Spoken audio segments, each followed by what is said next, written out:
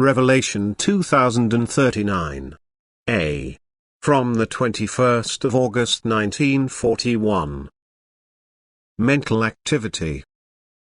A purely spiritual exchange produces purely spiritual results. Thus the will to accept spiritual knowledge has to precede the transfer of such by the giving forces.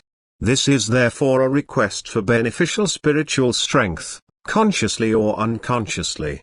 Consciously through prayer for enlightenment, unconsciously through questions posted by a person which touch upon spiritual matters and which are consequently answered by knowledgeable spiritual beings.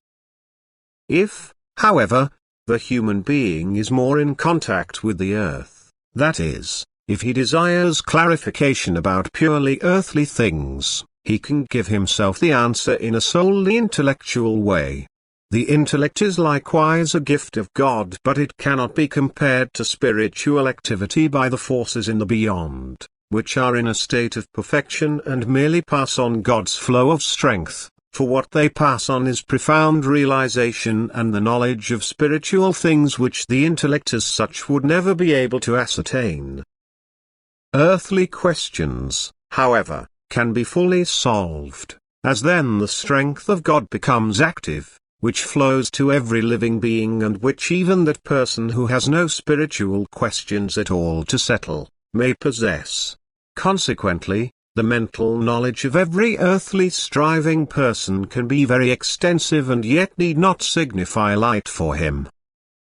For this knowledge will be extinguished at the moment of death, whereas the transmissions from the spiritual kingdom remain the property of every soul, for it is everlasting knowledge, thus purest spiritual strength, which is sent by God through mediators to earth.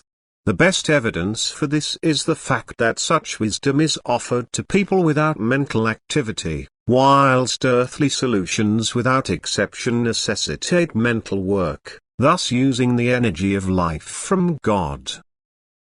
Amen.